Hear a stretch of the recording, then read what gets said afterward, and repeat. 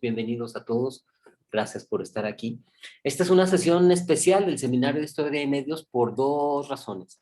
Es especial porque empezamos nuestro ciclo de invitar investigadores a presentar su trabajo en el seminario, y porque también estamos transmitiendo en Facebook. Y lo que pasa es que no nos dio tiempo de hacer publicidad sobre el evento, pero cuando menos va a quedar registrado esta sesión en la página del posgrado para quienes esté interesado en verla, por si después quieren recomendar esta sesión a otras personas, pues bueno, esto va a quedar registrado aquí.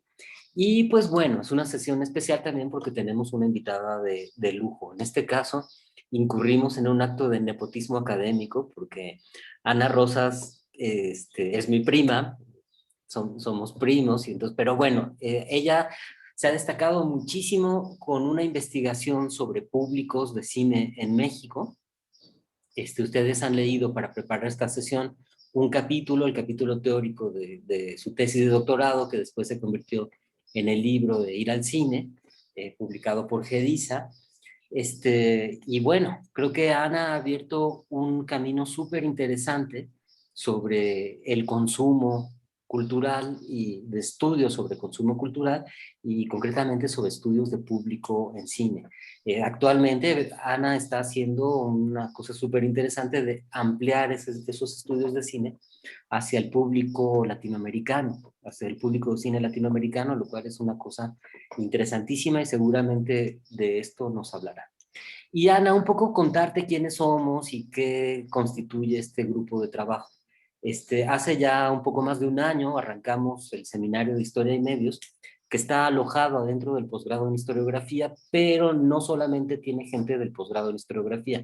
Habemos profesores del posgrado, como Dana aquí presente, como Silvia, como Elmi, como Susi, y hay académicos de otras instituciones, Itzel, Israel, Ana Ahmad,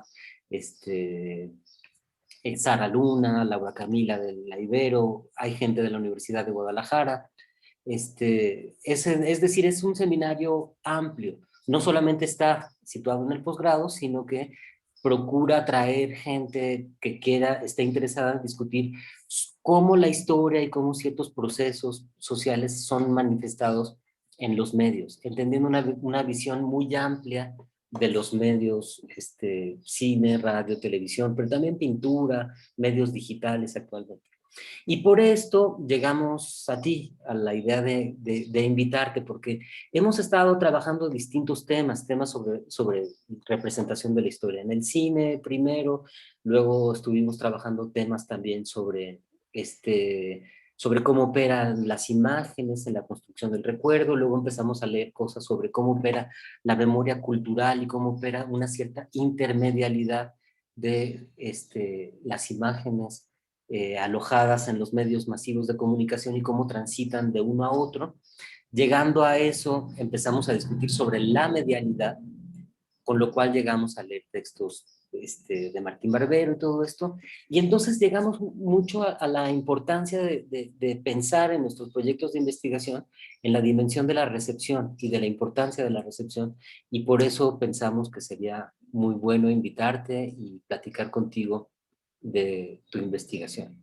Entonces, pues bueno, pues bienvenida, un gusto tenerte Muchas con nosotros. gracias, Álvaro, y bueno, muchas gracias a todos por el espacio. Siempre es un gusto, pues, conversar. Mi trabajo yo lo vengo haciendo desde la antropología, desde los estudios culturales, pero bueno, creo que con la historia hay ahí una serie de puentes que estamos por construir, ¿no? Y entonces estuve pensando cómo desarrollar mi presentación hoy y opté por el camino que me parece que creo que va a ser más difícil, que es el de no presentarles mi investigación como tal, sino hacer una reflexión teórica sobre lo que implica una perspectiva sociocultural del cine, ¿no? Estoy convencida que no se puede armar exclusivamente como no se puede armar desde la comunicación, tampoco desde la antropología. Creo que y espero mostrarles y en la conversación después, bueno, ya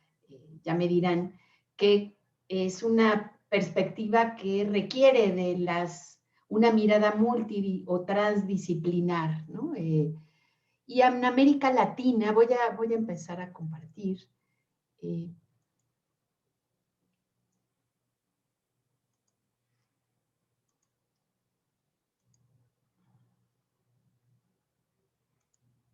En América Latina se ha desarrollado, creo que déjenme aquí mostrarles, una mirada que puede ser un punto de partida fundamental para esta perspectiva sociocultural. Bueno, para ninguno de ustedes es sorpresa, ¿no?, el que hasta muy recientemente, cuando pensamos en la historia o en los análisis sobre el cine, en realidad la mayor parte de las veces pensamos en películas, ¿no? Pensamos en personajes míticos, en ciertas temáticas, en géneros, en enfoques de los filmes, análisis sobre la trayectoria de ciertos directores o distintas dimensiones de la industria. Y no obstante la amplitud de la investigación cinematográfica, en realidad los estudios sobre espectadores, prácticas y los espacios de exhibición, bueno, los seguimos contando pues minoritariamente.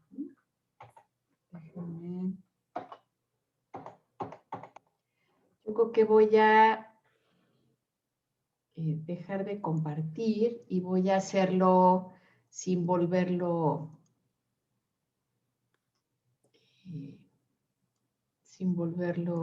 a ver aquí. Va de nuevo. Sin ponerlo en modo presentación porque suele trabarse.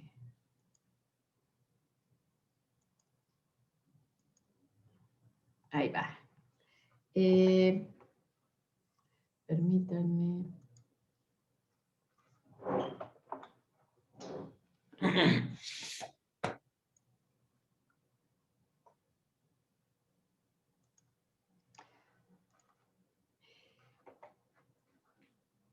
No es difícil concluir, ¿no?, que esta insistencia o esta opción en el análisis cinematográfico por las películas nos ha llevado a tener una visión muy simplificada de los públicos. Yo diría, bueno, una visión singular en el sentido de que normalmente se habla de el público como si hubiera algo así como este sujeto que es uno solo, ¿no?, que tiene un perfil único, y generalmente a que se deduzca de la oferta, o sea, de las películas, lo que este público en singular desea, descifra, opine o prefiera, ¿no?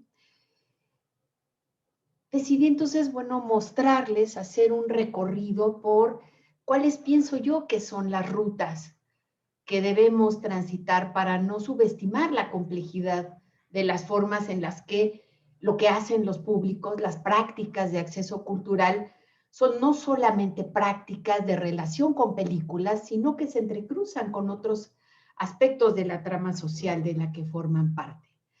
En ese sentido, bueno, me voy a centrar como punto de partida de esta perspectiva sociocultural del cine, en la tarea de desnaturalizar a los públicos, a sus prácticas y a los ámbitos de proyección. ¿Qué implica desnaturalizar a los públicos?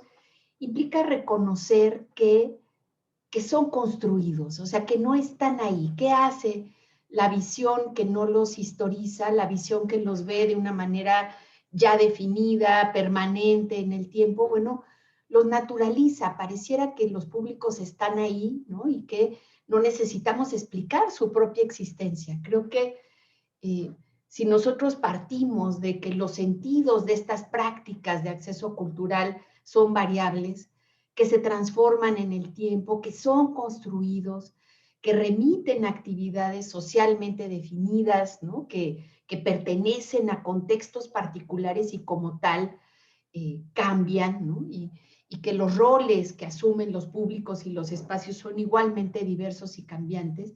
Bueno, así es como vamos a permitir construir esta visión sociocultural del cine.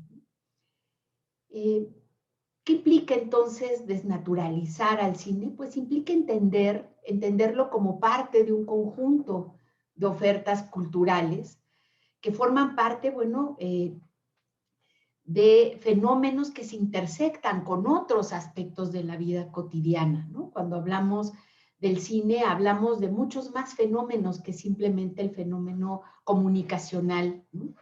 John B. Thompson es un inglés que ha trabajado, un historiador inglés y sociólogo también, que ha trabajado en nuestra relación con los medios.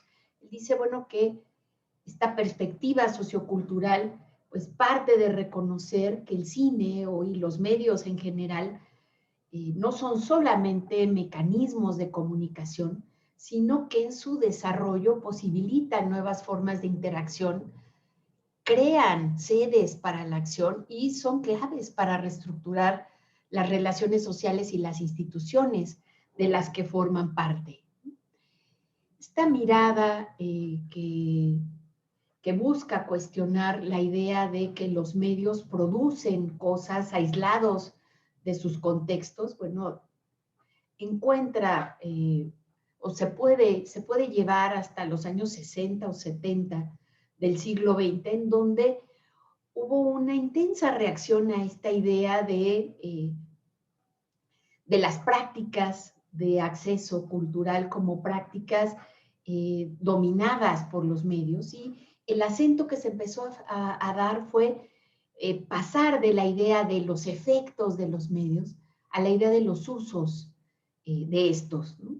¿Qué implica esto? Bueno, pues por un lado, el cuestionamiento a términos que nos daban más la idea, ¿no?, de prácticas pasivas, ¿no? Un consumidor que simplemente su única tarea es deglutir lo que se le da el receptor, ¿no? Esta noción muy ligada a una cierta forma de mirar la comunicación, espectador o audiencia, ¿no? Y empiezan a desarrollarse a partir de entonces términos que dan cuenta de esta idea de práctica de acceso cultural, términos que tienen que ver con apropiación, con negociación, con interacción, con pacto, ¿no?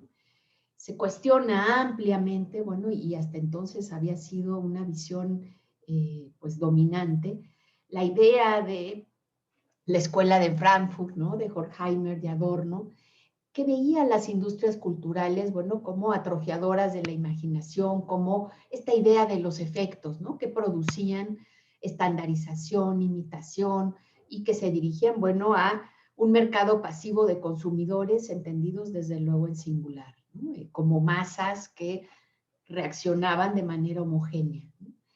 Esta imagen de esta preocupación por los efectos había tenido una amplia difusión en América Latina. El caso del libro de Matelart, ¿no?, y Dorfman, Para entender al Pato Donald, que es maravilloso, ¿no?, pero que justamente hace lo que yo cuestionaba al principio, que es deducir del análisis de la estructura y la lógica, en este caso de la historieta del Pato Donald, ¿no?, el impacto que iba a tener sobre la audiencia en singular latinoamericana. La primera gran línea de cuestionamiento a esta teoría de los efectos fue justamente la idea de reconocer públicos activos, públicos que interpretan, públicos que toman una actitud activa en mayor o en menor medida.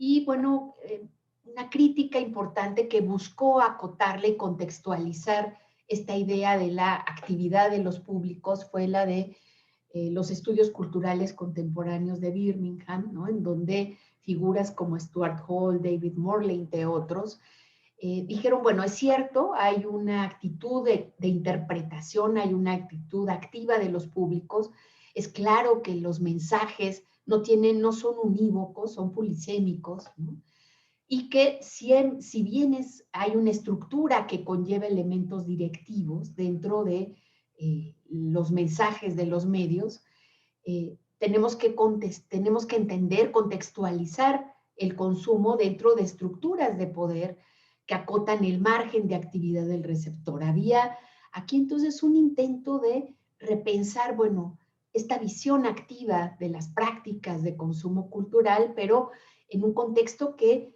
era el de ciertos elementos de poder que hacían que no se pudiera interpretar cualquier cosa y de cualquier manera, ¿no? Son épocas en las que se dan un conjunto de desplazamientos conceptuales en los que no me voy a centrar, pero que son el marco de lo que ahora voy a proponerles, que es el desplazamiento de pensar la recepción como una adquisición a la recepción como una negociación, como una apropiación y como una producción del sentido, que es lo que está detrás de este replanteamiento de lo que son las prácticas de acceso cultural. Está también el desplazamiento de la idea de el público o la audiencia o las masas, ¿no?, a la noción de audiencias plurales, la idea de que tenemos que pensar cómo bagajes distintos pues producen interpretaciones distintas, ¿no? Y también el tercer desplazamiento, y en este sí me voy a centrar, es la idea de que estamos hablando de fenómenos comunicacionales a el hecho de reconocer que son prácticas culturales multidimensionales y que como tales es que las podemos entender. América Latina creo que en este sentido ha hecho una contribución muy importante. Yo voy a mencionar solo algunos de los autores principales, pero me parece que esto se extiende a distintas generaciones y ha tenido impactos en áreas muy distintas como la antropología, como la comunicación, como los estudios culturales y como la historia, desde luego. ¿Qué plantea esta mirada de los usos sociales latinoamericana?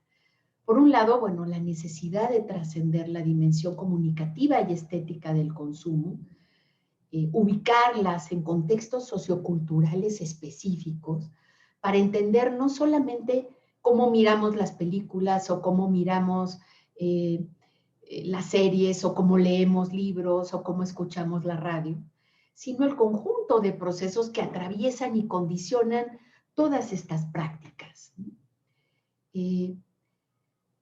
Dice Jesús Martín Barbero, ¿no?, en un texto, bueno, que es clave, ¿no?, de los medios a las mediaciones, que lo que se buscó fue sacar el estudio de la recepción del campo de la comunicación, que se limitaba a analizarlo en términos de mensajes que circulan, de efectos y de reacciones, para reubicarlo en el campo de la cultura. ¿Qué implica esta reubicación? Pues analizar los conflictos, los mestizajes, las anacronías, ¿no?, los distintos tiempos que vemos ahí en estas prácticas de acceso y el modo en que trabaja la hegemonía, las resistencias que moviliza, ¿no?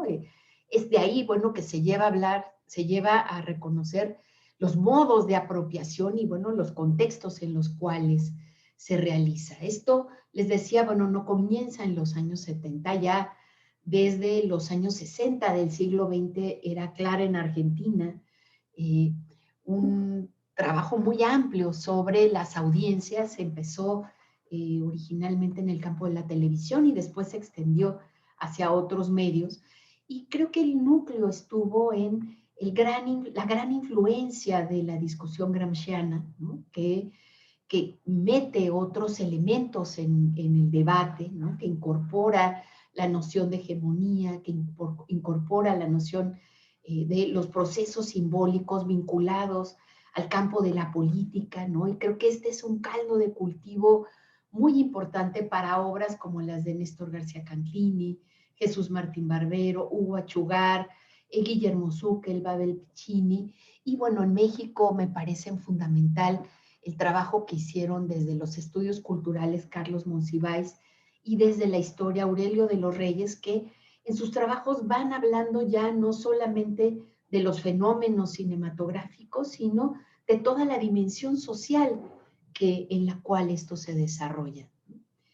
Jesús Martín Barbero decía: yo parto de la idea de que los medios de comunicación no solamente son un fenómeno comercial o comunicacional o un fenómeno de manipulación ideológica, sino también un fenómeno cultural, y aquí yo creo que está la clave, la idea a través del cual la gente vive la constitución del sentido de su vida.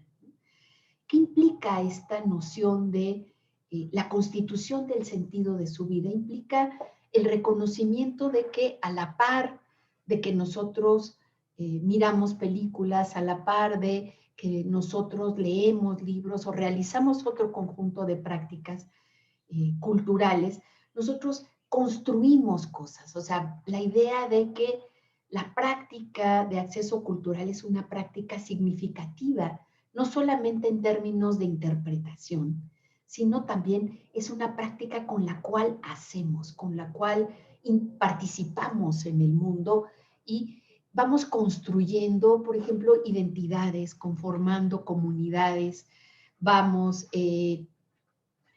generando procesos de distinción, de inclusión, indudablemente de sociabilidad, de ritualidad, de apropiación de los espacios, ¿no? O de participación política, ¿no? Hay aquí un fuerte acento en la dimensión de la sociabilidad y cómo al mismo tiempo que vamos realizando todas estas prácticas se vuelven modos de estar juntos. Estos modos de estar juntos, este concepto es una lente que nos va a permitir entender también todo lo que hacemos a la par que consumimos, ¿no? Y la idea, y esto, bueno, viene desde la comunicación con Innis y McLuhan, ¿no? De la idea de que cada medio de comunicación pauta formas de interacción con él y en torno a él. ¿Qué implica esto? Bueno, reconocer que cuando vamos al cine, cuando miramos una película en una plataforma, en nuestro celular, en el espacio público, en el espacio privado, en realidad no nos estamos relacionando exclusivamente con un filme, sino también, bueno, con otras personas y con el espacio circundante. Les decía entonces que una perspectiva sociocultural del cine implica en primer lugar la desnaturalización de las ofertas culturales. En segundo lugar, implica también la desnaturalización de los públicos. Implica reconocer, bueno, hacernos la pregunta, ¿qué es el público? Hemos tendido y los estudios que se vienen haciendo sobre los públicos, si vemos, por ejemplo, las encuestas de consumos culturales, bueno, muchos de los análisis que se dan sobre las dinámicas de consumo tienden a tender fuertemente un acento empirista. ¿Qué implica esto? Bueno, que describimos los porcentajes sin explicar, bueno, qué hay detrás de esos porcentajes, ¿no? ¿Cuáles son los fenómenos que hacen posible la interacción de estos sujetos con bienes y servicios culturales? Dominique Walton entonces nos invita a preguntarnos, bueno, no solamente cómo son los públicos, cuáles son sus perfiles, qué consumen, de qué maneras, en qué lugares, sino a justamente hacernos esta pregunta. ¿Cuáles son los mecanismos, junto con María Cristina Mata, ¿no? Eso, ¿qué implica preguntarnos qué es el público? Bueno, entender los mecanismos por los cuales ciertos individuos aceptan formar parte de un colectivo que se autorreconoce como público de una determinada oferta cultural. ¿Qué implica esto? Bueno, reconocer que los públicos no nacen como tales. No hay una atracción intrínseca de las ofertas culturales y los públicos están ahí y van a llegar, ¿no? Sino ser público es un rol que es producto de un conjunto de circunstancias y de la acción de un conjunto de agentes que permiten o no que se juegue ese rol, ¿no? Yo aquí quise poner en esta lámina dos imágenes que nos muestran distintas formas que asume el rol de público, ¿no? En la de la izquierda, ustedes pueden ver una exposición que se hizo creo que fue en Austria, hace algunos años, en donde era la época del verano, la época de mayor calor, ¿no? Y entonces se les invitó a los públicos a que vinieran a ver una exposición que era sobre el cuerpo humano, y que si se desnudaban no costaba la entrada, ¿no? A mí me encantó esta imagen porque muestra, bueno, una manera de estar con el cuerpo en el espacio público que difícilmente podría darse esa oferta en América Latina, ¿no? Tenemos otra visión de la desnudez, de la desnudez en el espacio público, ¿no? Y que justamente nos habla, bueno, de un conjunto de sujetos que juegan ese rol a partir de lo que les ofrece el museo, ¿no? Y en la imagen de la derecha es la pantalla de un celular, ¿no?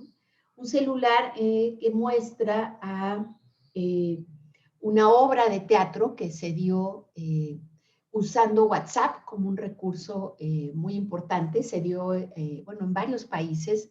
Esta imagen creo que es de Chile, pero bueno, se dio en Argentina, se dio en Puebla, se dio en distintas ciudades, ¿no?, del mundo. Y bueno, muestra, está siendo partícipe de una megaproducción teatral diseñada a medida de un único espectador, tú, ¿no? Y bueno, lo que pueden ver es también un público, un sujeto que acepta ese rol, ¿no?, que juega a partir de la posición en un contrato cultural, ¿no? Y que podemos ver, bueno, aquí que son dos roles de público que se asumen, que no preexisten, ¿no?, que se dan en el encuentro con las ofertas culturales a partir de lo que se les propone y ellos asumiendo o si lo juegan o no lo juegan y de qué manera lo juegan, ¿no? Pensar entonces en los pactos de lectura, los pactos de entretenimiento, los pactos de consumo, podemos ver que, bueno, podemos entablar esos roles a partir de nuestra propia historia y en contextos muy particulares, ¿no? Estas imágenes de distintos roles de público, bueno, tienen que ver con contextos diferentes, desde luego, las maneras, por ejemplo, en las que miramos las películas van variando históricamente y se van transformando en relación con procesos que exceden el campo cultural. Este rol de público, entonces, no es solo una actividad o no es una actividad, sino un modo de existencia de los sujetos que se entrecruza con otras modalidades de ser en sociedad. Esta manera en la que se paran de espaldas, ¿no?, a la escultura en el espacio público, bueno, esta forma de ser turista eh, tiene una serie de convenciones detrás que nos muestra, bueno, estas otras modalidades con las cuales se entrecruza el ser público. Esta práctica, este modelo, ¿no?, se vuelve un referente identitario y también de pertenencia, ¿no? Nos brinda respuestas sobre quiénes somos y, bueno, cuáles son nuestros grupos de adscripción dependiendo de los espacios, las prácticas que realicemos, dónde las realicemos, las formas, ¿no?, en las que las realicemos. Esta manera de entender a los públicos y los roles que jugamos como tales parte de la idea de que se trata de un referente desde el cual, en convergencia o en conflicto con otras identidades, no solamente consumimos, como les decía, sí, películas o libros o lo que sea, sino que a partir de este referente actuamos en el mundo. María Cristina Mata, que ha trabajado muy ampliamente este tema desde los públicos de la radio, pero no solamente, también lo ha trabajado teóricamente de una manera muy clara. Dice, bueno, es necesario entonces que nosotros no solamente analicemos cómo con estos roles de público tomamos una actitud u otra respecto a las ofertas culturales, sino es también necesario que nosotros las relacionemos. ¿Qué implica esto? Pues que establezcamos sus nexos con otras modalidades de ser en sociedad. Entender así a los pactos de consumo implica reconocer que no se realizan de una manera aislada, ¿no? Hay otros agentes que van también influyendo en estos pactos. En el caso de la literatura, bueno, los editores, los libreros, los críticos de cine, en el caso del cine, las empresas, otros emisores más poderosos como la televisión, por ejemplo, y estos pactos, bueno, van a tomar formas distintas en contextos históricos y sociales que van a ir cambiando. Si nosotros pensamos, por ejemplo, en el rol que podemos jugar como usuarios de las redes sociales, ¿no? Pensé en un ejemplo que, bueno, me trae hasta la actualidad. Podemos ver que la posibilidad, por ejemplo, de que nosotros juguemos un rol activo en Twitter o en YouTube, en realidad está cada vez más limitado por los modelos de negocio dominantes en las redes, el conjunto de las plataformas. Si nosotros pensamos en la historia de Twitter y también de YouTube, ¿no? Que surgieron como espacios fundamentales para la interacción individual y de grupos, bueno, no sorprende, sí sorprende el pensar que ahora el 10% de los usuarios de Twitter produzca el 90% de los tweets. ¿Cuál es entonces la posibilidad de un diálogo horizontal? Bueno, pues muy restringido por esta lógica que pone en el centro del modelo a los influencers, a los famosos, ¿no? O YouTube, en donde el 4% de los usuarios sube el 75% de los contenidos. ¿Qué rol de público se va favoreciendo? Bueno, pues fundamentalmente el de admirador, ¿no? A pesar de que haya toda una serie de elementos que podrían en principio dar lugar para que jugáramos roles mucho más activos, ¿no? Detrás de esos roles, les decía, hay pactos que nosotros establecemos con las ofertas culturales.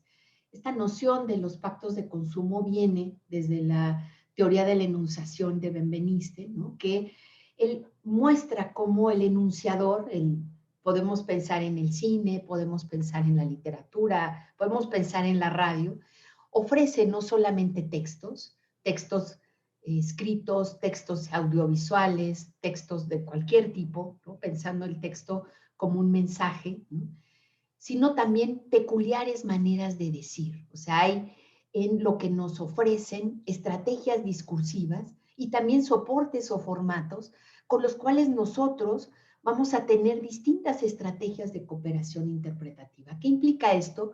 Por ejemplo, que no nos vamos a relacionar de la misma manera con una película que se nos ofrece en una sala de cine que con una película que se nos ofrece en una plataforma o con una película que se nos ofrece en nuestro celular. O sea, son soportes, espacios en donde vamos a poder tener formas muy distintas, pactos de consumo muy distintos que van a estar enmarcados en estos contextos.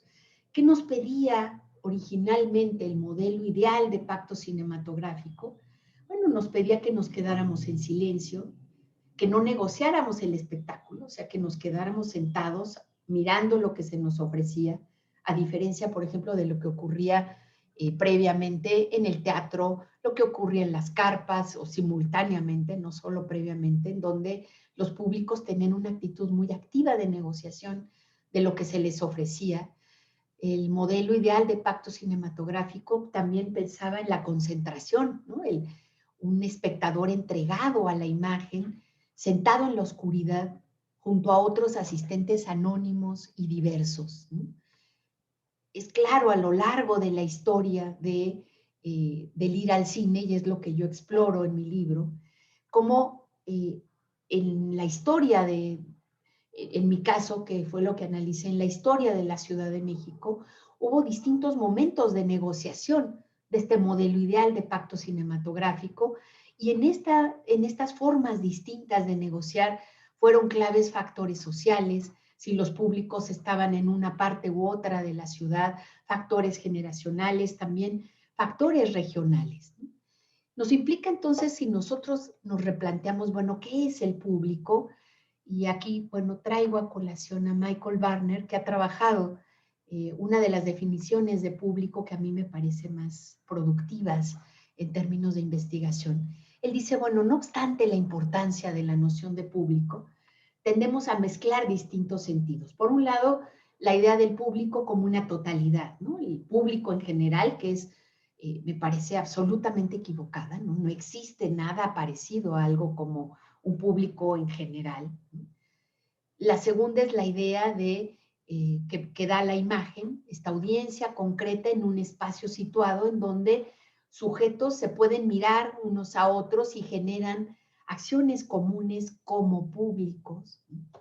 Y una tercera, que es la que, bueno, ahora ha tomado una forma central en las prácticas de acceso cultural, que es la noción del público que se genera en relación con la circulación de textos, de sonidos, de imágenes a través de los medios digitales.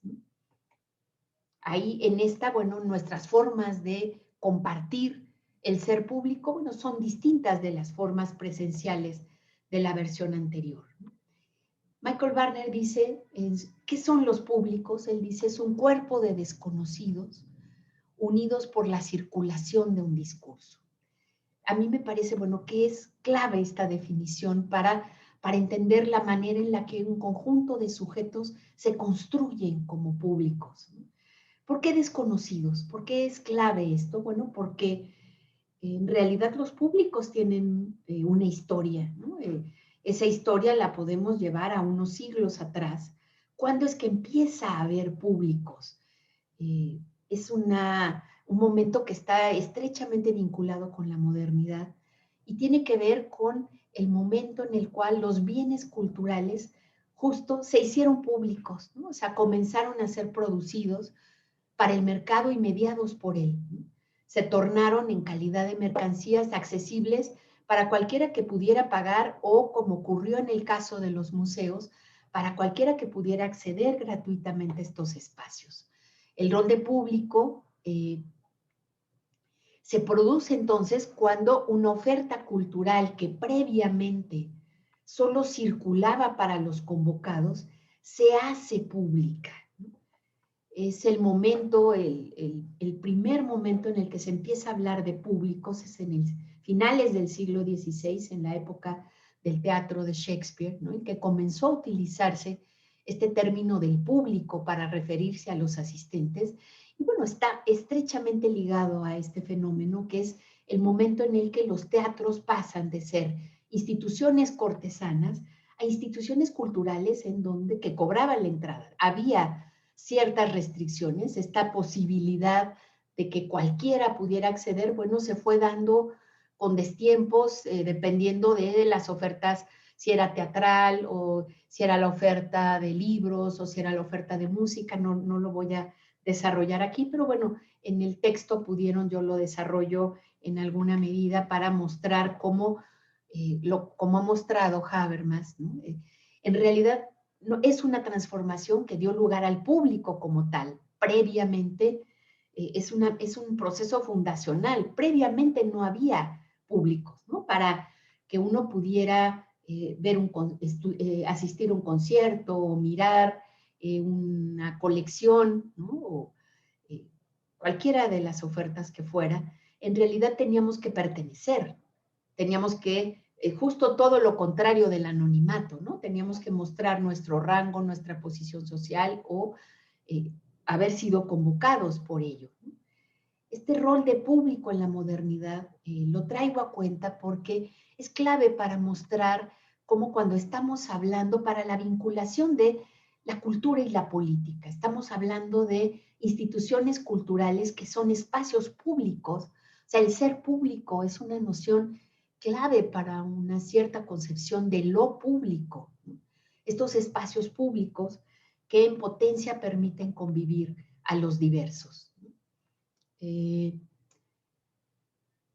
Los públicos vienen cambiando a lo largo de la historia, ¿no? En la actualidad, a partir de unas décadas atrás, la convergencia tecnológica ha permitido el que a partir de la multiplicación de las pantallas, de las combinaciones de formatos y lenguajes, de el abaratamiento de los recursos para la comunicación, cada vez más estemos en posibilidades de ser no solamente consumidores de las ofertas culturales que otros producen, sino de nosotros producirlas y comunicarlas, difundirlas, comentarlas, ¿no? Cada vez más se difumina la distinción entre el que produce y el que consume, y empezamos a hablar ya no solamente de públicos, sino también de prosumidores, esto es, de productores y consumidores, o de produsuarios, productores y usuarios, ¿no? Y se van diversificando los roles de público. Los produsuarios, bueno, les decía yo, a partir de las cámaras, de los teléfonos celulares, de las distintas ventanas mediáticas y a partir de los recursos distintos podemos jugar roles muy distintos como el de los ciberciudadanos, por ejemplo, que en las guerras han podido generar sus propias versiones de lo que está ocurriendo junto a las versiones de los medios que suelen ser mucho más controladas por los poderes centrales. Habla también de, bueno, de otros roles, la posibilidad que brindan ahora el Internet, ¿no? La transformación que se va produciendo en los cuerpos de los fans, ¿no? Que van generando otras formas de estar juntos, otras formas de ser públicos en relación con las ofertas y que nos hablan de, bueno, de estas prácticas que van cambiando en las maneras en las que nos relacionamos. Voy muy rápido porque mi idea es centrarme en estos procesos de transformación del ser público. Escogí esta imagen porque muestra muy bien cómo no solamente cambia lo que vemos, sino también el cómo lo vemos y nuestra disposición para establecer o no ciertos pactos de lectura y pactos de entretenimiento, ¿no? Vemos cómo, por ejemplo, esta imagen muestra, bueno, el tiempo de atención ciertamente va variando, se va cada vez más acortando, ¿no? La capacidad y la disposición que tenemos para lo que originalmente era esta idea de la mirada atenta, ¿no? Es una, como muestra la lámina, una mirada ya mediada por otras pantallas. Hay pantallas simultáneas en nuestra relación con las ofertas culturales, ¿no? Va cambiando también nuestra disposición a pagar, el coleccionismo se va modificando, ¿no? La compra o no de libros, de DVDs, de otros productos, de discos, ¿no? Y lo que va cambiando también en la disposición nesting es esta idea del el visionado dentro de casa, ¿no? Haciendo el nido, ¿no? Y la disposición para salir al espacio público a realizar los consumos. Hay esta idea de los consumos voraces, ¿no? Que ahora son tan visibles en la manera con la que nos relacionamos con las películas y sobre todo con las series, ¿no? Lo que llaman las burbujas de ocio, que es este disfrute cultural asociado al tiempo de transporte, ¿no? Y que nos ha llevado, bueno, a que difícilmente podamos ya no solamente hablar de público en singular, sino que tengamos que ir añadiendo a qué públicos nos referimos, los públicos que van a los lugares, los públicos que miran las ofertas desde los dispositivos digitales, los públicos híbridos que pueden, como en esta imagen, ir a una sala, pero al mismo tiempo estar mirando, ¿no? Ofertas a través de su celular, los públicos primerizos, los ocasionales, los que ya fueron fidelizados, públicos potenciales y no públicos, ¿no? Son esta idea de qué condiciones y de qué perfiles vamos tomando. Les decía, bueno, que ser público es un rol que se juega a partir de un conjunto de circunstancias y la posibilidad de jugar, bueno, implica también el que sorteemos distintas barreras que tienen que ver con nuestra propia historia, ¿no? Barreras que tienen que ver con el conjunto de circunstancias en las cuales crecimos, trabajamos y nos desarrollamos. Voy muy brevemente a hablar de distintas barreras que son las que tenemos que sortear para jugar el rol de público. ¿Quién puede, por ejemplo, una de las barreras tiene que ver con la distancia geográfica, los costos, ¿no? Que puede significar el transportarse, ¿no? ¿Quién puede ser público de cine en América Latina cuando pensamos, por ejemplo, que en los procesos, tras los procesos de reorganización de la exhibición de finales del siglo XX, en toda América Latina, como bien reconoció Octavio Getino, hay procesos de concentración geográfica y social de la exhibición cinematográfica. ¿Qué ocurrió? Bueno, pues que a lo largo de la segunda mitad del siglo XX fueron cerrando las salas de cine en los pueblos y en las ciudades pequeñas y ciertamente hubo una recuperación espectacular de la infraestructura, pero esta se ubicó solamente en algunos espacios dentro de las principales metrópolis. ¿A qué paradojas lleva? Bueno, a que México, que se convirtió a lo largo de, sobre todo las primeras 2 décadas del siglo XXI, en el cuarto país a nivel mundial con mayor infraestructura de salas, bueno, una de las principales razones para no asistir al cine en México era el que la población decía que le quedaba muy lejos. ¿Por qué? Pues porque esta impresionante infraestructura se ubica en menos del 10% de los municipios del país. ¿Implica que el 90% de la población no puede acceder? No, en este 10% de los municipios vive el 40% de la población, pero estamos hablando de más de la mitad de la población mexicana a la que no le queda cerca una sala de cine. Ahora con la pandemia y con toda la explosión de la oferta digital, pues se abrieron puertas, ¿no?, para poder jugar el rol de público, ¿no? Pudimos acceder a ofertas culturales no solamente de otras partes de nuestras naciones, sino también a ofertas internacionales, ¿no? Era una locura durante los primeros meses de la pandemia los festivales que podíamos mirar, los museos, ¿no? Visitar el Louvre, visitar museos alemanes, visitar conciertos de todos los países. Ciertamente la barrera de los costos de acceso, muchas de estas ofertas eran gratuitas, ¿no? Y también pues había mucha publicidad, o sea que el desconocimiento no operó como una barrera.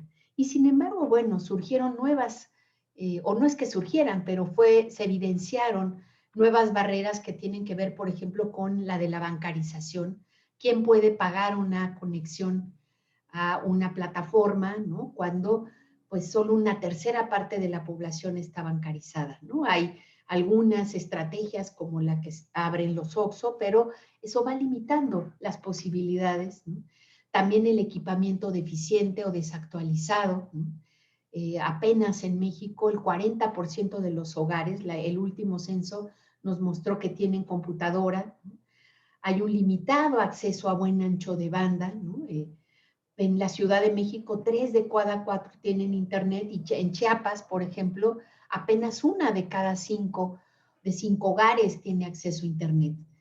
Por eso, bueno, el desastre y la locura de lo que vimos la semana pasada con esa represión brutal al movimiento de profesores indígenas bueno, de aspirantes a entrar a una normal, y que, bueno, fueron brutalmente reprimidos y encarcelados y imputados legalmente, ¿no?, por pelear porque el examen fuera un examen presencial y no digital, porque en sus comunidades no tenían internet, ¿no?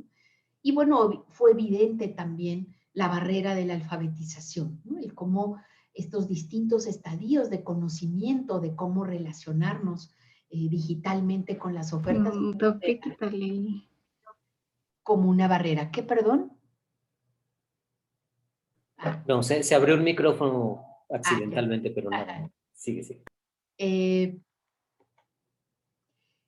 Hay otras barreras, bueno, que tienen que ver con la edad, con las condiciones de salud, ¿no? Tomé esta lámina de la mejor encuesta que se ha hecho sobre consumos culturales, que es la segunda que se hizo, que fue en el 2004, ¿no? Y que va mostrando cómo en la primera de las gráficas, ¿no? Bueno, de la primera de las columnas muestra cómo, bueno, a mayor escolaridad, mayor posibilidad de ser público de cine, también va aumentando a mayor ingreso, ¿no? Podemos ver cómo también aumenta radicalmente la posibilidad de ser público de cine. ¿Qué implica esto? Bueno, pues que aún en una oferta cultural como la cinematográfica, la educación, ¿no?, el ingreso se vuelven clave. Hay otras barreras como la de las habilidades de visión o movilidad, ¿no?, que ofrecen, qué infraestructura tienen las salas de cine o las ofertas culturales, los museos, para que lleguen a ellas personas que no miran o personas que no pueden caminar o que tienen alguna otra dificultad.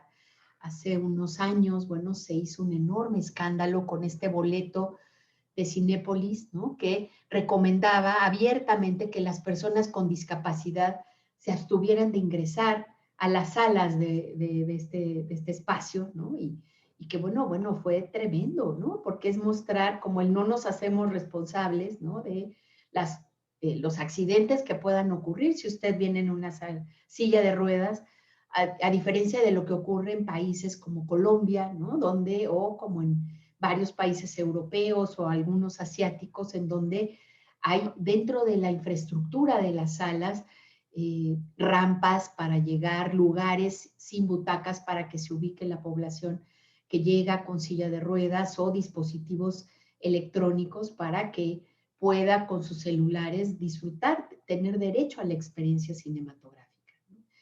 La barrera del capital cultural es clave, ¿no? El capital cultural hace referencia a todas esas habilidades, esos saberes, esas disposiciones que nos permiten, primero, identificar que existen las ofertas culturales, que nos permiten acceder a ellas, mirarlas, ¿no? Darles sentido, disfrutarlas, cuestionarlas, relacionarnos con ellas y que tienen distintas formas. El incorporado, que como bien dice el término, corporar, tiene que ver con lo que ya se hace cuerpo, ¿no? Con lo que fuimos aprendiendo a lo largo de nuestra historia y que tenemos ya como parte de nosotros, ¿no? El objetivado, que tiene que ver, bueno, con los bienes culturales que nos rodean y que están ahí haciéndonos sentir la familiaridad o la extrañeza por su ausencia de una oferta cultural, y el que tiene que ver con la escolaridad, como les mostré, ¿no? Les decía que lograr jugar el rol de público tiene que ver con la acción de un conjunto de agentes que van y que básicamente operan a partir de la transmisión del capital cultural, ¿no? A través de la familia, que puede ser un agente clave para que hagamos o no hagamos una práctica, la comunidad, la escuela, bueno, todo lo que implica el trabajo de las políticas culturales y desde luego los medios como agentes claves en el desarrollo de prácticas culturales, ¿no? Y que tienen que ver con eso, la manera en la que desde niños nos llevan a un lugar o no nos llevan, ¿no? Y cómo se va construyendo esa relación a lo largo de la historia de una persona. El capital cultural, estas disposiciones se van traduciendo en la conciencia o en disposiciones inconscientes de lo que cada uno puede o no apropiarse, esta idea de lo que percibimos que eso no es para nosotros, ¿no? Los flujos desiguales de la globalización son también fundamentales para que pensemos, por ejemplo, quién puede ser público de cine latinoamericano en América Latina, ¿no? Cuando fundamentalmente los largometrajes, esa gran cantidad de películas que se producen anualmente en el mundo, bueno, un porcentaje mínimo llega a las pantallas latinoamericanas, ¿no? Y en la competencia con la oferta cultural norteamericana, ¿no? Que apoyada por esa publicidad desproporcionada, ¿no? Y el control del espacio de distribución, bueno, va haciendo que sea muy difícil que yo juegue el rol de público latinoamericano, de público mexicano, y que continúa siendo difícil aún en las plataformas, ¿no? Un estudio del 2019 del catálogo de Netflix mostraba que no obstante que Netflix tiene en realidad películas de 55 países, en realidad la mayor parte de ellas, el 80% de lo que tiene Netflix, es apenas lo que se produjo en 8 de estos países, especialmente en Estados Unidos, ¿no? Donde más de la mitad del catálogo es norteamericano, y que además se agudiza por el trabajo de los algoritmos, el trabajo de visibilización. Entonces, las posibilidades de que yo sea público de cine latinoamericano en Netflix están limitadas no solo por la escasez de las películas que efectivamente tienen, sino por la escasa visibilización que los algoritmos hacen de este espacio. Y por último, les decía, bueno, hay que, en esta construcción de una perspectiva sociocultural del cine, hay que desnaturalizar las ofertas culturales, los públicos, y por último, bueno, quisiera trabajar para terminar la necesidad de desnaturalizar también las salas de cine. Hemos acostumbrado, y por esta presencia de ellas a lo largo de todo el planeta, a pensar que es un espacio genérico que no pertenece a ningún país en particular. Y sin embargo, cuando uno mira las formas específicas que van asumiendo, bueno, entendemos cómo estas formas diferentes van haciendo que el desarrollo del fenómeno cinematográfico sea muy distinto en diversas épocas, regiones y público, dependiendo si vivimos nuestra experiencia cinematográfica en un palacio, en un cine de barrio, en un cineclub, en un autocinema, etcétera. Brian Larkin, ¿no?, nos muestra, bueno, cómo este proceso de desnaturalización de las salas tiene que ver con algo mucho más amplio, y es esta idea de desenmascarar el proceso por el cual un espacio público se transforma en social. ¿Qué es lo que hace, ¿no?, que estas películas que se proyectan en un espacio determinado puedan tomar formas completamente distintas? Esto implica, bueno, examinar no solamente a las películas, sino examinar la materialidad de la comunicación, las propiedades que tienen los espacios, que tienen también las tecnologías que están en estos espacios y los soportes a partir de los cuales nosotros nos relacionamos con estas tecnologías, ¿no? Las salas de cine, por ejemplo, si nosotros vemos qué papel han jugado más allá de su lugar como ámbitos de proyección, podemos ver, como les decía, bueno, desde el principio fueron espacios que favorecieron la copresencia de extraños, ¿no?, que gozaron de esta idea del anonimato y que de una o de otra medida fueron iguales en la diferencia, ¿no?, y que se fueron construyendo como tal en espacios abiertos al uso público. Si bien no son propiamente espacio público, sí son lugares públicos que han jugado en la historia de las ciudades y también en la historia de los pueblos, ¿no?, una función similar a la de los otros espacios públicos. Esta idea de pensar en espacios, sitios que pueden ser compartidos por sus miembros, ¿no?, y en el cual nos reconocemos, no solamente como públicos de un espacio, sino también como urbanitas o como habitantes de lugares en los cuales estos espacios se encuentran. Son espacios en donde nos acercamos a conocer y a aprender, ¿no? Por eso se ha hablado de las salas de cine como espacios de pedagogía de la alteridad, ¿no?, espacios que en principio pueden facilitar, ¿no?, la construcción del respeto al otro, justamente en la posibilidad de la convivencia en el espectáculo cinematográfico, ¿no?, pacífica y tolerante junto a otros. Son espacios de socialización en comportamientos de contacto, ¿no?, ciertos modales específicos, ciertas conciencia de lo que se vale y no se vale en esos espacios, y son al mismo tiempo, bueno, expresión y vehículo de democratización, ¿no? En la historia de la Ciudad de México es claro que han jugado un lugar muy importante en los procesos de apropiación de los espacios públicos, una vez que, bueno, las ciudades se fueron creciendo, en la Ciudad de México, por ejemplo, desorbitadamente, nos permitieron las salas de cine jugaron un rol de reconexión en este contexto de fragmentación y de construcción de cohesión social, ¿no? Creo que esta mirada y este recorrido nos permite ver cómo ir al cine, las películas, el lugar en donde lo vemos, ya sea ir al cine entendido ya no como el ir a un espacio solamente urbano fuera de nuestras casas, el contacto con el cine, las plataformas, las otras formas en las que vamos conviviendo, bueno, nos muestra la dimensión social, cultural y sobre todo política, ¿no?, del fenómeno cinematográfico. Me pasé un poco, pero bueno. No, pero estuvo padrísimo, Ana. Mostrar toda esta gama de posibilidades de lo que implica pensar desde otro lugar, ¿no?, que es este lugar multidisciplinario, el fenómeno cinematográfico. No, hombre, de verdad, muchísimas gracias. Ha sido una presentación muy, muy, muy padre. Porque no solamente nos muestra la complejidad del consumo cultural y de la recepción mediática, sino nos muestra que es posible. Porque muchas veces, sobre todo hablo en nombre de los historiadores, nos damos por vencidos con la cuestión del estudio de la recepción. Es decir, no se puede, es imposible, esas películas ya se emitieron en otro tiempo, ya no hay manera de constatar.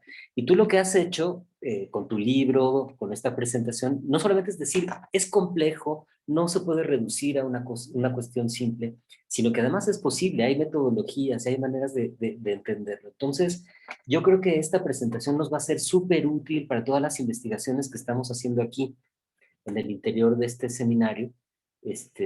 Y bueno, a mí me gustaría darle la palabra a mis compañeros, que seguro tendrán mucho que comentar.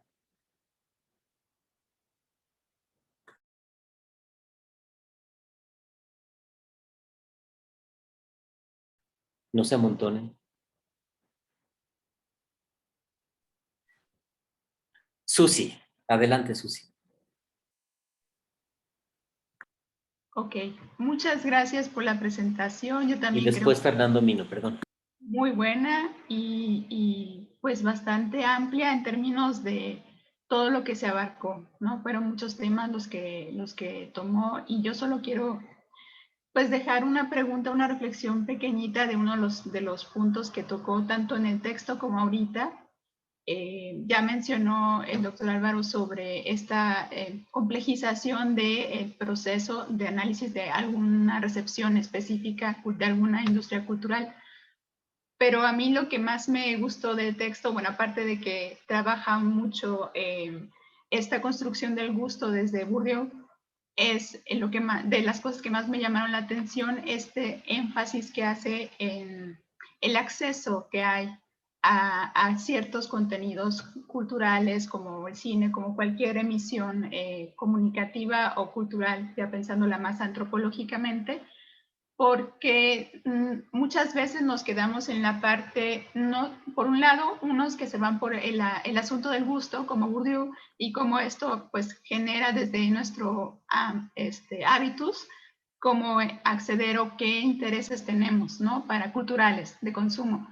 Pero otra cuestión que he visto menos reflejada en estudios de recepción es esta cuestión de las dificultades geográficas para acceder a ciertos temas, ciertos contenidos, que a mí me parece muy relevante, justo con esta estadística que nos mostró de los porcentajes y de las ubicaciones mucho más relacionadas a las ciudades, a la centralización de la industria cinematográfica, por ejemplo. A mí me tocó hace tiempo estudiar una exposición conmemorativa del 2010 que se realizó en una búsqueda de descentralización de estos procesos. Se realizó en Guanajuato y parecía como una obra muy perfecta y utópica donde ya se iba a difundir mucho el tema histórico y la conmemoración con grandes formatos, pero el lugar donde se situó pues no tenía nada de acceso, estaba a 40 minutos de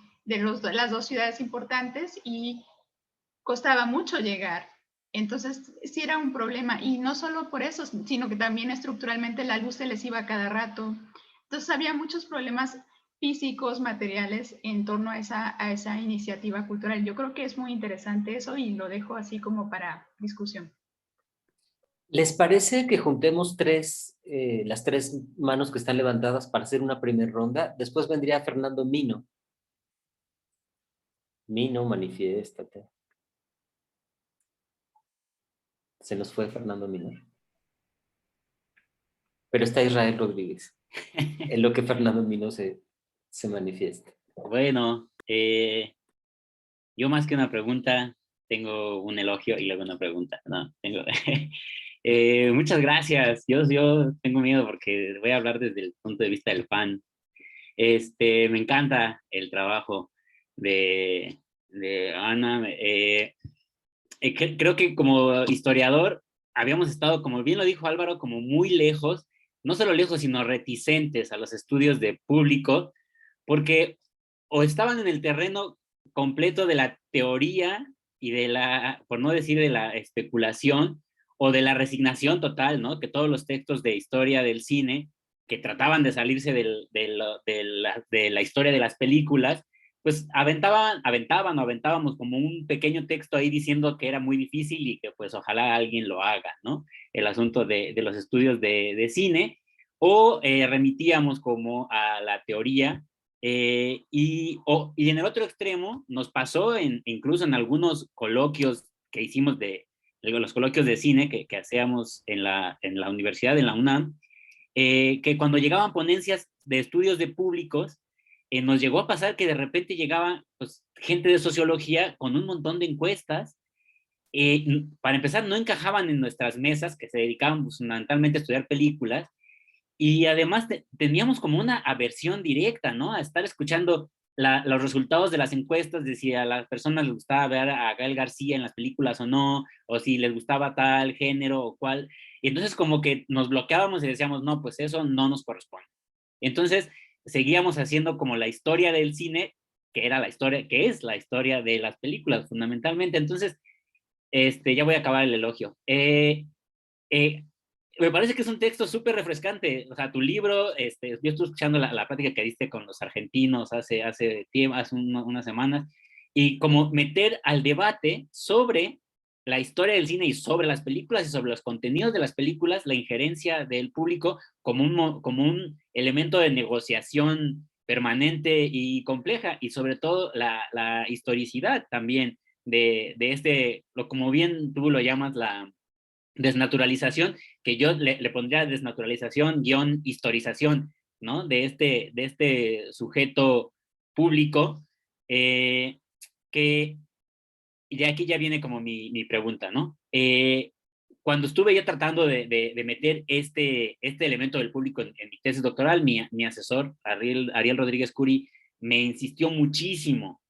Yo estaba haciendo una historia política del cine en los años 70, y entonces me decía, yo soy de la idea de que o sea, de que hay un elemento muy importante que está yendo de lado, que estás dejando de lado, que es que hay un debate por el público y por la construcción o sea, hay una transformación incluso de la idea de pueblo en el discurso político hacia la idea de público, y está tanto el Estado como los empresarios están jugando con los públicos y con la construcción de públicos, y están haciendo quizá una auténtica carrera por los públicos en el caso del cine. Entonces, pues deberías como meterte un poco a eso. Entonces, como que yo lo intenté, estuve revisando varias cosas, y uno de los elementos que me parece como más conflictivo y que yo tengo así una duda como total a partir de los textos de la Escuela de Frankfurt y después de Edgar Morin con esa reelaboración que hace de las industrias culturales,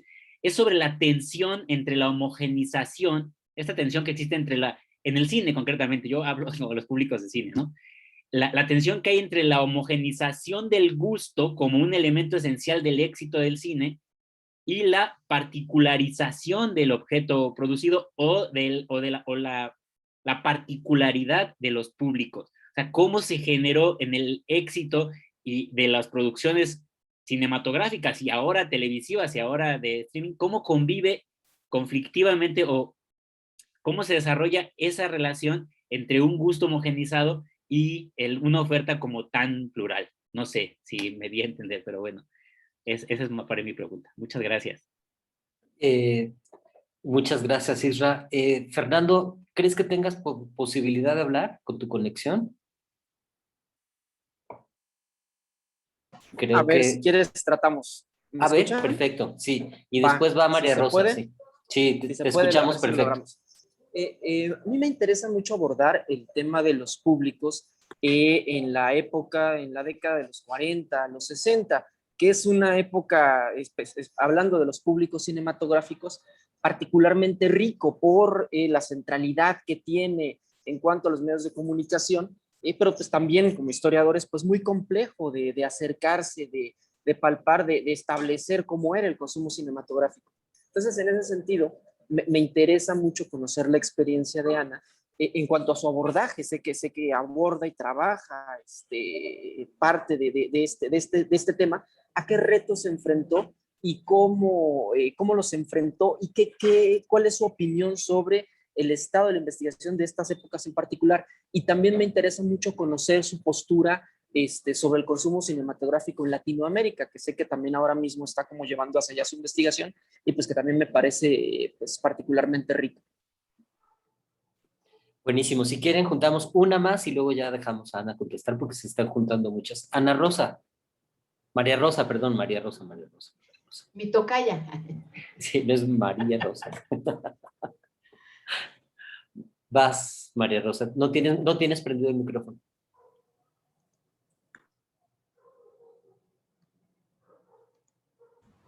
Ya lo prendí. Muchas gracias.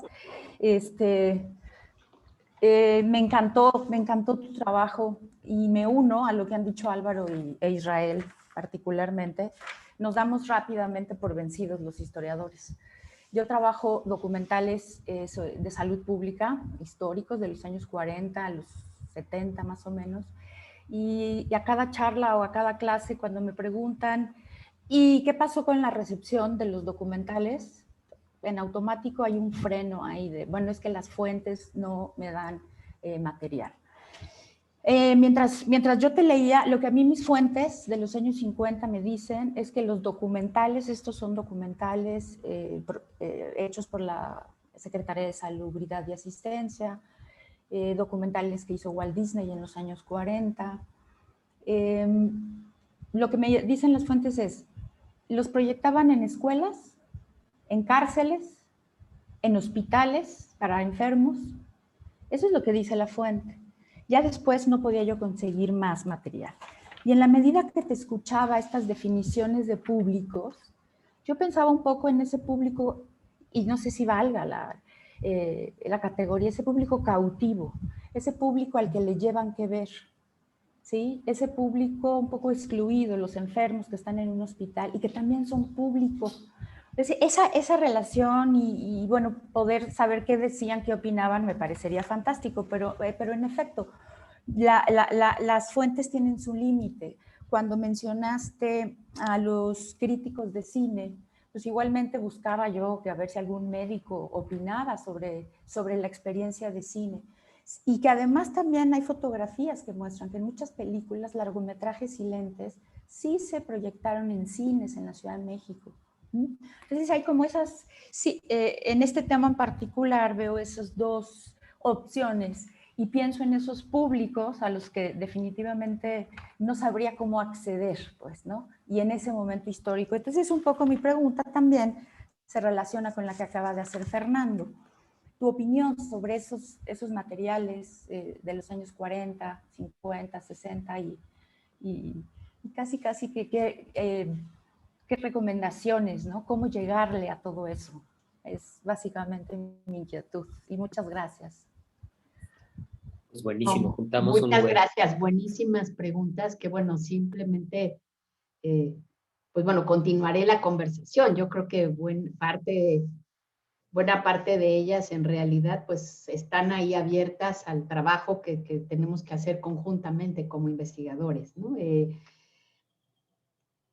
Yo creo que tienen mucho en común. O sea, a mí me parece que ciertamente la limitación de las fuentes no nos debe llevar a la tentación de deducir lo que los públicos recibían o lo que los públicos hacían o las dinámicas de los públicos a partir de las ofertas. O sea, creo que ese es un primer punto, un primer paso que es un paso firme. O sea, la idea de yo no puedo caer en la tentación como caemos muchas veces de que a partir del análisis de una película, a partir de lo que quiso hacer el director, voy a deducir lo que los públicos vieron o el impacto que tuvo, ¿no? Creo que ese es un paso firme. Ya el siguiente es el que está abierto, pero creo que una vez que uno tiene claro que para llegar a los públicos hay que llegar por otros caminos, uno puede empezar a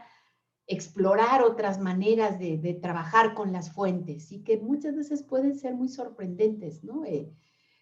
Acabo de escuchar una conferencia de una investigadora de Zacatecas, ahora olvidé el nombre, que se le ocurrió, bueno, para empezar a rastrear lo que pasaba con los públicos, ver los registros de pues era un poco así como el Ministerio Público, o sea, y empezó a explorar a todas las personas que habían sido detenidas en las salas de cine. y bueno, me pareció sensacional todo lo que encontró, porque justamente lo que uno ve cuando, bueno, yo lo exploré en mi libro, eh, este pacto cinematográfico que propone el cine, bueno, los públicos tuvieron muchísima resistencia a lo largo de la historia para entablar todos los términos de ese pacto y, no sé, los reglamentos iban desarrollándose. Al principio era, uno justo en la historia de los reglamentos puede ir viendo las huellas de esa negociación que entablaban los públicos. Por ejemplo, de entre lo primero que se empezó a establecer era que las sillas debían estar atornilladas al piso porque, y se prohibía que para que los públicos no las arrojaran sobre el proyeccionista que se negaba a poner las películas hacia atrás o repetirlas.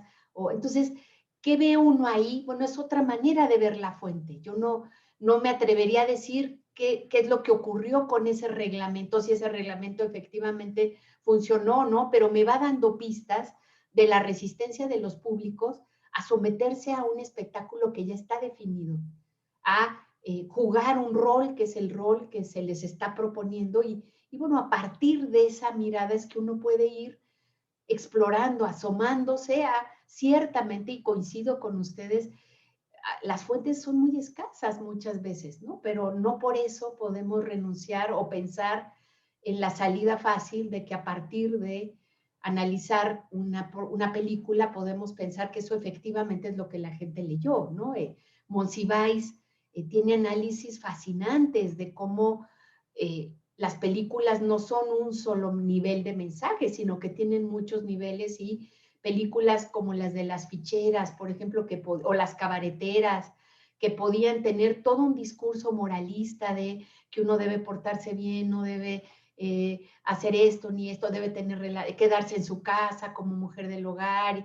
Ese era un discurso, porque si no, uno va a acabar tan mal como estas mujeres de la vida fácil. Y lo que uno podía ver a otro nivel del discurso era un conjunto de mujeres espectaculares que se la pasaban bomba todas las noches, ¿no? Y que se divertían como locas y que realmente estaban infinitamente más felices que el resto, ¿no? Entonces, esos niveles de los discursos, bueno, nos puede permitir ir viendo. Julia Tuñón tiene también varios análisis de estos niveles del discurso que no caen en la respuesta fácil, ¿no? De pensar, y que yo creo que esto que mencionaba Israel de la tensión entre la homogeneización del gusto, ¿no? Como un elemento del éxito y la particularidad de los públicos, creo que esa es una de la segunda, lo que debemos tratar de evitar, el pensar que estos fenómenos que tienen una dimensión masivo sea similar a homogéneo.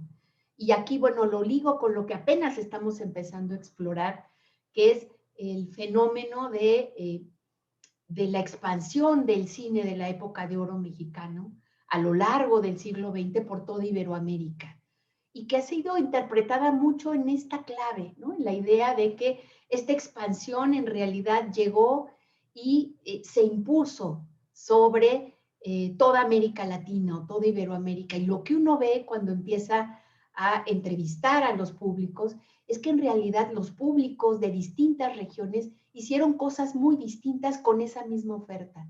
Se relacionaron con ella desde sus contextos particulares, desde sus necesidades.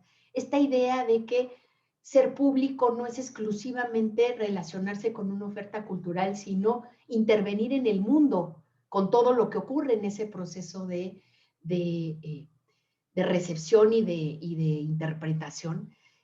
Creo que es clave justamente para entender de qué manera lo masivo puede haber sido vivido y experimentado y usado para cosas muy distintas en Colombia que en Chile, que en Portugal o en España, ¿no? Entonces, hay ahí creo que está esta tensión. Me parece fascinante el tema de los públicos cautivos porque genera condiciones para ser públicos muy particulares, ¿no? Y aquí traería algo que, bueno, ya no me dio tiempo de desarrollar, pero que sí lo planteé, pero no lo desarrollé, y es la idea de que parte de lo que nosotros hacemos con el ser público tiene que ver no solamente con lo que hacemos sobre el mundo como tal, sino lo que hacemos con nosotros mismos.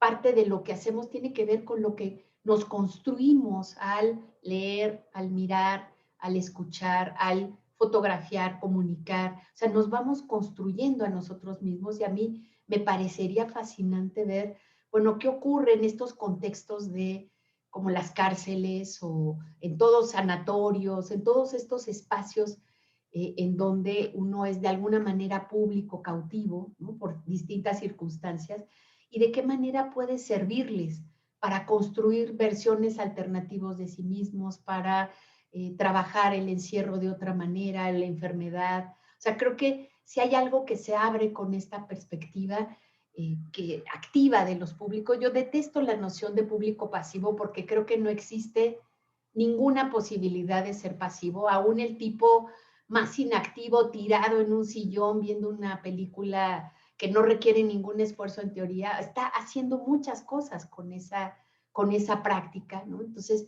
pero bueno, ciertamente hay distintas formas de tener prácticas culturales, ¿no? Esto que les decía de cómo los modelos de negocio en las plataformas, bueno, cada vez nos van restringiendo más nuestras posibilidades de jugar roles de público, roles de usuario, que estarían en el centro de lo que en principio nos ofrece una plataforma como Twitter, que es opinar, ¿no?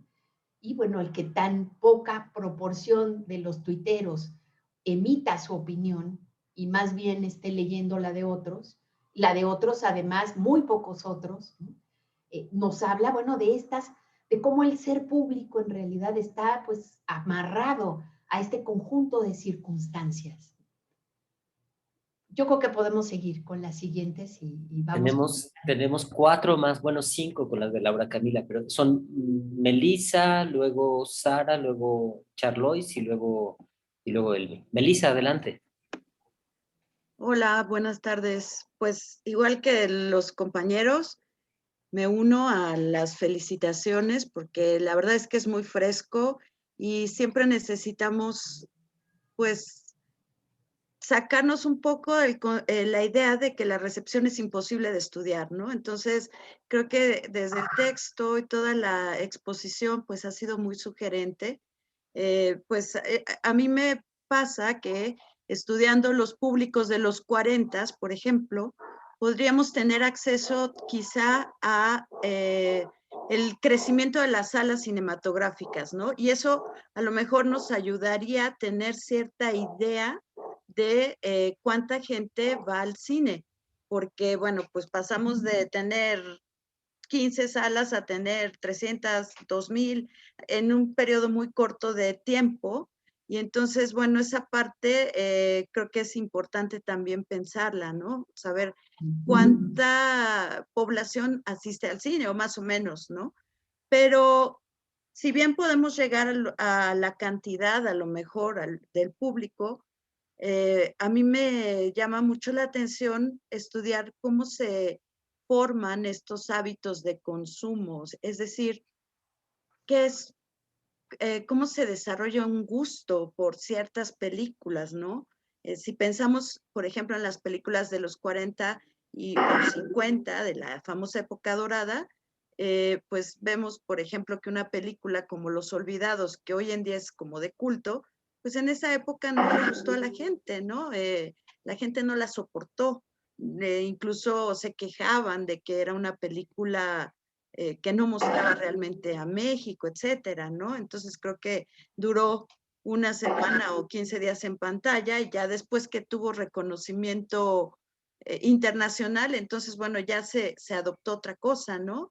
Entonces, bueno, ¿cómo podríamos estudiar esto, el gusto, ¿no? O sea, creo que lo que dices de buscar y jugar con nuestras fuentes es muy importante, pero no sé, siento siempre que está como algo limitado, ¿no? Y otra cosa, una segunda cosa es que a veces solemos pensar que el público a lo mejor de hace 50 años es muy diferente del público actual. claro que cambian los contextos y demás, pero tuve la experiencia de que en un seminario de cine, viendo la película Río Escondido, pues alguien nos preguntó, ¿ustedes creen? Bueno, todos nos reíamos por la película, porque llega a un extremo de ser ridícula, y alguien preguntó, ¿ustedes creen que el público en los 40 se reía de esto? Y bueno, toda la gente decía, no, no, para nada. O sea, ¿cómo creen que se van a reír pues, por ver esta película que es un dramón, ¿no? Y bueno, justo Álvaro, que está aquí presente, me había ya facilitado un texto donde efectivamente la gente se reía igual que nosotros nos reímos ahora, ¿no? Porque en sí la película pues era ridícula, ¿no? Entonces, había situaciones que se mostraban en la película que tendían a ser, pues, risibles, ¿no? Entonces, pese al drama que estaban tratando de exponer ahí. Entonces, muchas veces solemos pensar que el público de antes era muy diferente del de ahora. Entonces, ¿cómo podemos llegar a ese gusto? ¿Cómo se va desarrollando ese gusto, Ana? Es todo. Bien, Sara. Sí, gracias. Buenas tardes a todos. Y primero que nada, muchas gracias, Ana, por tu generosa exposición, la verdad. A mí me ha interesado el tema de los públicos.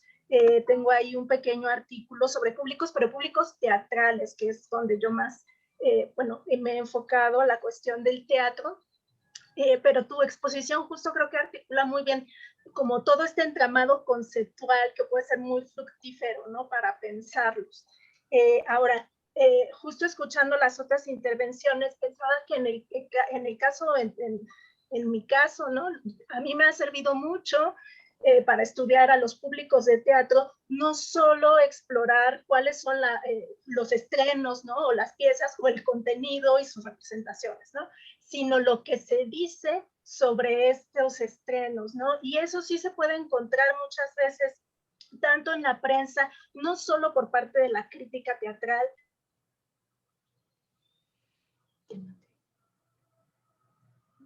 El micrófono. Se apagó. ¿Se apagó? Ajá. Bueno, lo que les decía es que en mi caso, para estudiar a los públicos o acercarme a los públicos teatrales, algo que es muy útil o me ha resultado muy útil es analizar lo que se dice en este caso, de las piezas teatrales. Y eso se puede encontrar de varias formas, ¿no? En la prensa, por ejemplo, lo que la gente, los espectadores, hablan o señalan, ya sea que se quejen o elogien de determinada pieza teatral. Pero también en los archivos, ¿no? A veces nos llegamos a encontrar esas quejas, ¿no? Y ahí nos puede ir dando indicios, ¿no? De quiénes son esos públicos y cuáles son los usos también que se le da a el participar o formar parte de esos públicos o identificarse como parte de esos públicos, ¿no? En este caso, en el estudio que yo hice era muy evidente que había, o sea, hacia mediados del siglo, hacia los 60 más bien, se conformaba cierta, hasta podemos hablar de una sociabilidad teatral compuesta por un público que deseaba o aspiraba a mirar piezas de teatro experimental, ¿no? Entonces, creo que justo ir un poco como por las ramas, como tú decías, ¿no? Explorar otros caminos es bastante fructífero, ¿no?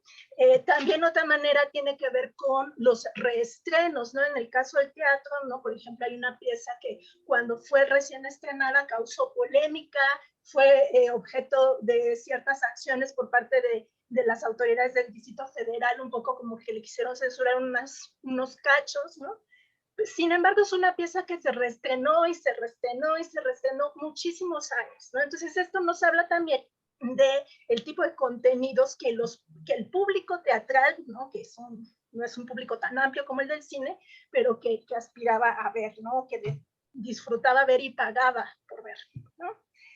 Y bueno, punto y aparte de lo que yo hice, me interesó mucho esto que señalabas, nombraste a Brian Larkin, entre los autores que conforman tu marco conceptual, y cómo él plantea la necesidad de pensar cómo el espacio físico se transforma en espacio social, ¿no? Entonces, aquí yo me preguntaba, ¿no? ¿Qué tan complejo se vuelve esto cuando hoy en día muchos de las audiencias ya están, por decirlo, desespacializadas, en el sentido de que ya no necesariamente se concurre a un cine, ¿no? Sino que efectivamente hay otros medios de acceso, ¿no? ¿Qué tanto eso complejiza el pensar este proceso y en realidad qué tan relevante puede ser la espacialidad para pensar los públicos? Nada más, muchas gracias. Gracias, Sara. Vas Adrián y luego Elmi y Berenice. Muchas gracias y muchas gracias, Ana, por la exposición. También felicidades, súper completo. Todo este debate del público me pareció muy enriquecedor, y me llama la atención porque los trabajos que yo había leído de audiencia tampoco es que problematizaran mucho el punto del público, más allá de decir si eran activas o no eran activos los públicos. Y aquí nos estás ofreciendo todo un panorama de discusión sobre el concepto mismo de público que me parece que faltaba, pues, o por lo menos que yo no lo había leído, en ese sentido. Y, al final del texto que nos propusiste, haces una breve reflexión sobre el caso del video on demand y Netflix y todas estas. Y yo me quedaba pensando, me da la impresión un poco de que en los estudios de audiencia se había avanzado un montón en la concepción del público, de las audiencias, etcétera. Y de repente llegan los videos on demand y trastoca todo esto porque no encuentro yo, revisando un poco la literatura, estoy trabajando ahorita con Netflix, pero revisando un poco la literatura y trabajando de cerca con Guillermo Orozco y todo esto, no encuentro yo quien trabaje al público como tú lo estás conceptualizando en las plataformas sobre demanda. No sé si se trata un poco de digamos, lo opaco que son las mismas plataformas en los datos que ofrecen, o de la, digamos, superfragmentación del público ya individualizado y consumos cada quien por su lado. Pero mi pregunta es, ¿cómo afectarían esta situación de las, no sé si llamarlas burbujas de sentido que crean los algoritmos de las plataformas a la hora de trabajar el público, sobre todo si estamos hablando de la plataforma en general y no de un programa o de una serie en específico? Yo ahora lo estoy trabajando un poco desde la concepción que la industria hace del público, pero me queda claro que va a quedar, digamos, corto si no conceptualizo yo mismo a ese público y lo veo y lo analizo y lo trabajo. Entonces, por ahí va mi pregunta. Gracias. Gracias, Adrián. Elmi. Gracias, buenas tardes. Me uno a las felicitaciones y pues también me quedé con ganas de seguir leyendo. Seguramente leeré después el texto completo, ¿no? Porque promete mucho sobre las cuestiones digitales, etcétera. Yo quizás voy a decir algo muy macabro, pero bueno, explico por qué, cómo llegué hasta allá, o sea, por qué me desvié tanto de la discusión, creo, original. Cuando yo escuchaba justamente como estas posibles formas de acceder al público, ¿no? A través de los reglamentos o de, no sé si hay un incendio en la sala, etcétera. A mí me recordaba un poco las discusiones que se tienen sobre los estudios subalternos, ¿no? No solo por el asunto de la agencia ya dada al subalterna, sino también por las fuentes escasas que puede haber para acceder. Y en ese sentido, una de las cosas que se discute es si solo se puede acceder como al excepcional, ¿no? Al subalterno excepcional. Entonces yo pensaba, si no hay un riesgo de acceder justamente como ese público excepcional a través de estas fuentes, que de pronto podríamos peligrosamente volver como el público o la mayoría de mi público, ¿cómo puedo yo, digamos, tratar de evitar este riesgo, cuáles podrían ser los mecanismos para no caer de pronto en esta idea de que aquellas fuentes que me permiten conocer a una parte del público excepcionalmente, yo asuma que esto es una mayoría o es una época específica. Y estos eran ese fue mi hilo de pensamiento y esa fue la duda que me surgió. Muchas gracias. Gracias, Elmi.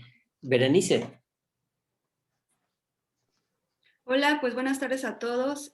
A mí me gustó mucho el texto de Ana. Me dio mucho para pensar en este breve recuento.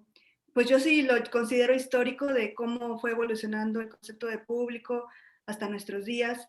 En mi caso, que trabajo la televisión, en otro seminario ya había tenido, justamente un seminario de antropología, la reflexión sobre que los públicos que ven la televisión pues han cambiado inicialmente, que integraba a la familia reunida en torno de la sala y el televisor, y entonces se forma una especie de convivencia familiar, el tener contacto con el contenido televisivo. Y como actualmente pues sigue existiendo la televisión, pero a la par con otras tecnologías, pues cada persona, o el abaratamiento de la misma televisión, pues cada persona de la familia puede asistirla en otra habitación, y entonces esa socialización que se daba en algún momento, pues ya ha llegado a cambiar, o incluso puede que estén todos compartiendo la misma habitación, pero cada uno con su dispositivo. Entonces, en ese sentido, me llamó mucho la atención los planteamientos de Ana, sobre todo del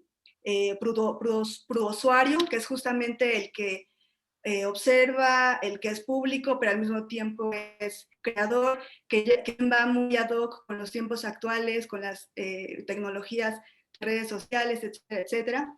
Y eso también me hizo pensar, ahora que fue la presentación, en el caso de este programa de Netflix, de Black Mirror, justamente cuando hicieron su especial Bandersnatch, y entonces ya podía haber todavía otra especie de interacción con el público a partir de pues esta programación de que el público pudiera escoger qué seguía, ¿no?, en la historia o su final, etcétera, etcétera.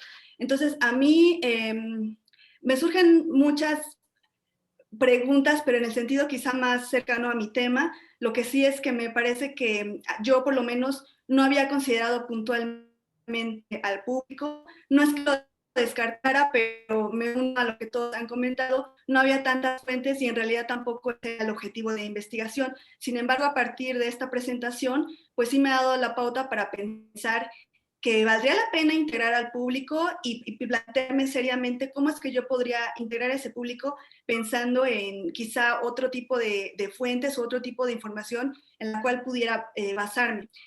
Yo tengo como un testimonio o algún dato en concreto, que es como hubo un impacto en un pueblo de Veracruz, de por lo menos una de las producciones que estoy estudiando, porque era de corte histórico.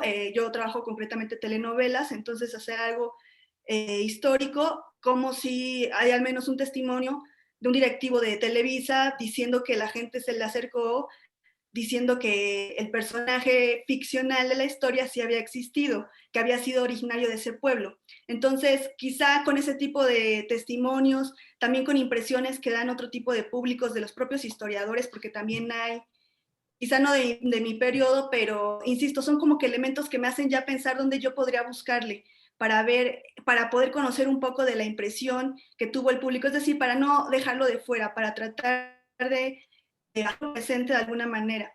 Y lo que sí también es que me parece que su estudio despierta mucho el interés, al menos para mí, de esta actualidad, en donde como efectivamente el público está creando, entonces ahora también vale la pena preguntarse hasta qué punto el lado comercial, el lado capital está poniendo líneas sobre qué es lo cultural, sobre qué es lo que se debe observar, sobre cómo es que se debe presentar. Y también, por otro lado, el campo político, o sea, como que no son cosas que estén peleadas, o es uno o es otro, sino también considerarlo, justamente por la actualidad, digamos, en el caso de México, con las censuras o con los posicionamientos de YouTube o de Twitter, la lógica de las personas que están atrás administrando ese tipo de plataformas, también llevarlo a esa discusión, no perder de vista el lado comercial y el lado político. Quizás se sumen otros, ¿no? Porque también efectivamente el público aporta y quizá algo que no se ha planeado en términos comerciales o políticos, pues sea algo que funcione para el público, o sea, que tenga viralidad, ¿no? Entonces, nada más eso agradezco. Muchas gracias. Gracias, Berenice. Dana, si fuera muy breve, porque si no, no le va a dar tiempo a Ana de contestar tantas preguntas. Entonces, porque sí tenemos que acabar a las 6. Dana, Ok. Dana, Hola, adelante. Ana, ¿cómo estás? Pues no sé si puede ser breve, voy a tratar de que sea lo más breve posible. A mí me interesa, es decir, es que es curioso cómo de pronto está o se estudia la producción de cosas o la recepción, es decir, tú lo planteas, la interrelación entre ambas esferas, ¿no? Es decir, cómo en la que y con el intermediario de la tecnología de transmisión, ¿no? Es decir, cómo repercute lo que el público, la forma en que el público recibe y a través de qué tipo de tecnología tiene acceso a esa producción cultural, cómo eso repercute a su vez en la creación, en el proceso de producción, en los temas que se producen, en los tipos de tramas que se producen, etcétera. ¿Cómo modifica eso la misma oferta cultural? Y rápidamente, digo, a mí me interesa, no sé si tú has pensado en eso, porque yo estoy pensando en eso para las cosas de cine sobre frontera, del cruce fronterizo México-Estados Unidos, que he trabajado un poco, y yo relacionaba estas cosas mi pregunta era ¿por qué de pronto tengo la impresión de que desde el siglo XXI, digamos, la producción de documental ha ido desplazando a la producción de ficción en ese aspecto específico? Y creo que tiene que ver con el tipo de públicos a los que se puede acceder a partir del cambio tecnológico ya no vamos al cine, sino vamos a lo digital. Y entonces, claro, el cine en 40, 50, 60, que se hacía para un público que va al cine, que tiene otro tipo de educación que es más limitado por esto que tú misma decías, del alcance, ¿no? Pues es distinto al que ya el tipo de cosas que puede ver alguien en el siglo XXI. Eso es todo. Gracias. Buenísimo. Prima, no sé si te dará tiempo, te hacemos una segunda sesión del seminario, pero como ves, has causado muchísimo interés. Qué gusto, ¿no? Pues es el pan que uno pide, ¿no? Justamente el poder encontrar eco en ustedes y provocarlos, y bueno, obviamente me provocan muchísimo sus preguntas, ¿no? A ver, por lo más sencillo,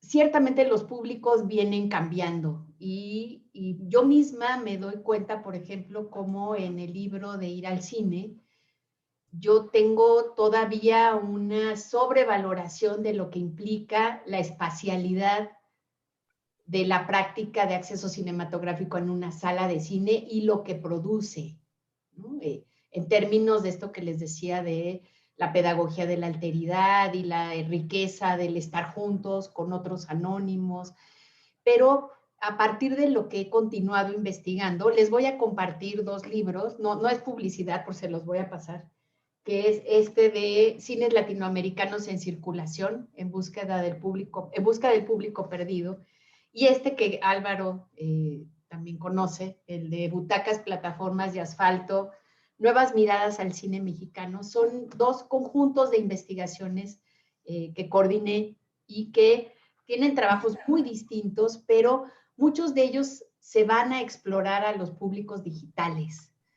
Y ahí yo empecé a reconocer el mirar una película en un celular, el mirar aún en un autobús, en el espacio público, el mirar una película en el espacio doméstico, tiene otra espacialidad y tiene otras formas de sociabilidad y otras formas de copresencia.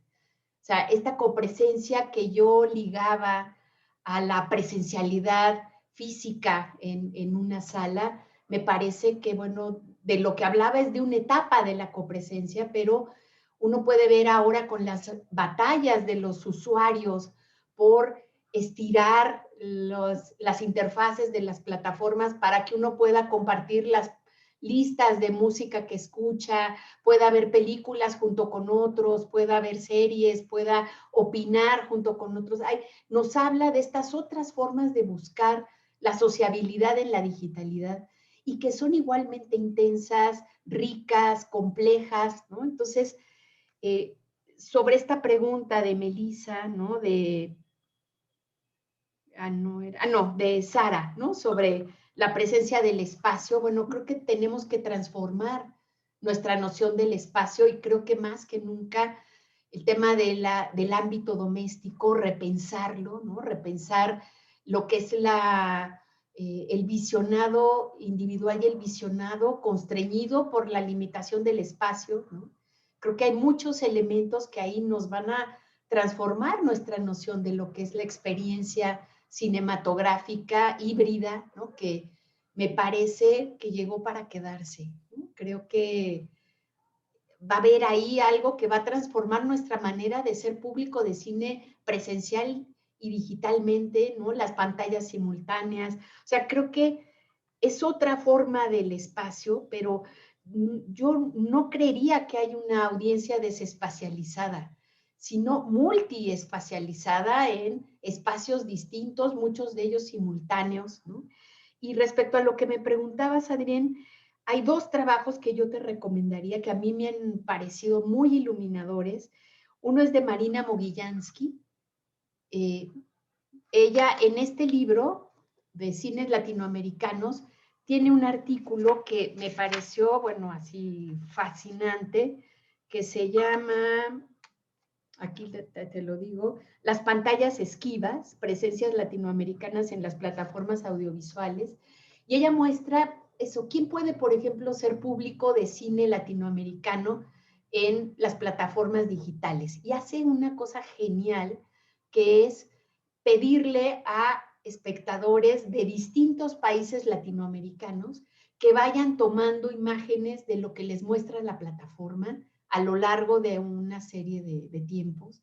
Y entonces nos va mostrando el trabajo de los algoritmos y cómo es un trabajo que ciertamente está hecho en interrelación con tu perfil, quién eres, desde dónde lo estás viendo, cómo lo estás viendo, pero encuentra que no obstante esta diversidad, hay ciertas constantes, ¿no? Y entonces, como las posibilidades, o sea, lo que si nosotros tecleamos, para mí fue, en este libro, yo hago también, junto con Fernanda Río, un análisis sobre públicos de plataformas.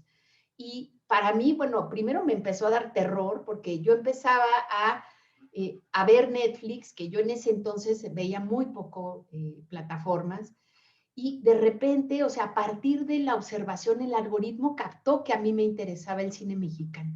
Y entonces me empezó a aparecer una categoría que decía cine mexicano y en otros espacios me empezaron a perseguir cuando abría YouTube, cuando abría, incluso en mi correo me empezó a llegar publicidad sobre cine mexicano, que uno puede ver ahí, bueno, el nivel de la interconexión, ¿no? Esto que hablamos de la convergencia, y el nivel de la vigilancia, ¿no? O sea, que es horrible, ¿no? Cómo nos están rastreando, pero bueno, creo que ahí y sobre todo en este libro de Butacas, Plataformas de Asfalto, y eso lo hemos comentado Álvaro y yo, hay un conjunto de ejercicios de investigación que no sé si todos logramos que llegaran a buen puerto, pero son fascinantes en su diversidad, en la gama de posibilidades que van explorando, de la sala oscura, una etnografía de la sala oscura. Hay un conjunto de investigadores, por ejemplo, que van siguiendo la manera en la que los públicos populares tratan el DVD. Entonces es una etnografía del objeto y de la vinculación con el objeto, que es maravillosa. Y así, o sea, creo que hay muchas posibilidades para pensar los públicos digitales y la riqueza de sus prácticas, ¿no? Yo creo que esto que mencionabas, Melissa, de la dimensión cuantitativa, bueno, yo soy antropóloga y aún así no renuncio a la tarea que tenemos como investigadores de darle una dimensión cuantitativa a los fenómenos que analizamos. No es nada fácil, no es nada sencillo, las fuentes en México son un desastre, ¿no? Pero aún así yo sigo pensando que es nuestra tarea tratar de dimensionar de qué estamos hablando. No podemos a partir del estudio de una persona o de 5 o de 10 sacar conclusiones sobre el espectador latinoamericano, ¿no? Hay que tratar de ubicarnos y siempre con esta idea de que la formación de hábitos de consumo tiene formas muy distintas. Yo, la autocrítica que haría de mi libro del ir al cine, y lo pienso ahora a partir de otras investigaciones que he hecho sobre públicos de museos, es la ausencia de una perspectiva de género. En el momento en el que yo lo trabajé, bueno, no lo vi, ¿no? Las fuentes no me lo dieron, pero ciertamente, si hay algo que ahora sé, es que las fuentes dan lo que uno muchas veces las obliga a dar, las preguntas que les haces, la manera en la que las estiras, las llevas, las traes. Entonces, hay que hacernos la pregunta sobre las diferencias. Cuando hacemos el plural de públicos, a mí mi mayor esfuerzo en ir al cine, pues fue sobre las diferencias sociales y las diferencias regionales, pero desde luego el tema del género es otro que tenemos que insertar en nuestra investigación, ¿no? Y en la manera en la que se van formando hábitos de consumo, que ahí el tema del género me parece clave, ¿no? Esta idea de el público igual o diferente de antes o ahora, a mí lo que me lleva a pensar es en la fuerza de los estereotipos, ¿no? Tendemos siempre a pensar que ahora somos más críticos, que somos más elaborados, no sé, o sea, hay una serie de estereotipos y lo que a uno se sorprende es cómo cuando vas a otros públicos, en realidad, así como ahora, los públicos son diversos, hay públicos agudos con mucho humor, hay públicos muy de cierto tipo, o sea, creo que la idea es esa, la de la diversidad.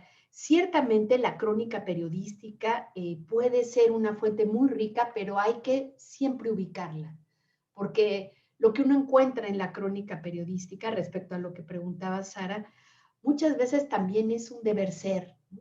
En lo que el propio periodista, por ejemplo, o cronista, cree que debería ser y lo proyecta sobre los espectadores, ¿no? Y si esta película a mí me parece que es una basura, yo digo que el público estaba harto de ver esta basura cuando, bueno, igualmente, tal vez algunos sí y muchos otros no.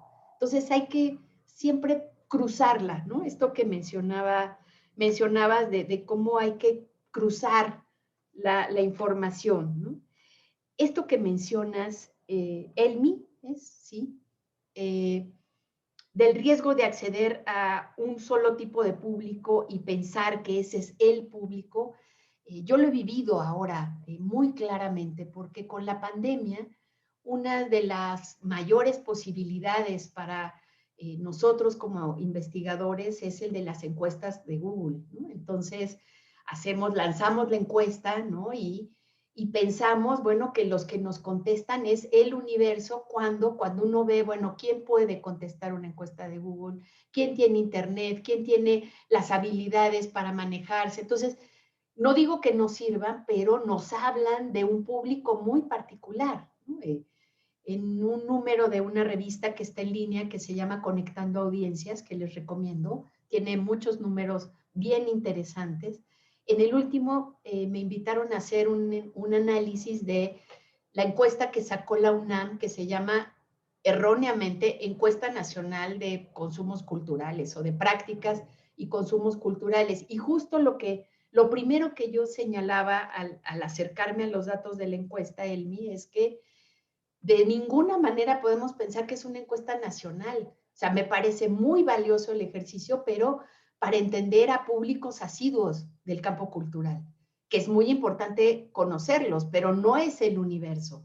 No son esos públicos los que tienen esa soltura para relacionarse con lo digital. O sea, tenemos que tener muy claro, pues, de quién estamos hablando, ¿no? Y muchas veces las fuentes, como bien dicen, pues nos dan la imagen de un sector solamente y hay muchos otros que se nos quedan fuera, ¿no?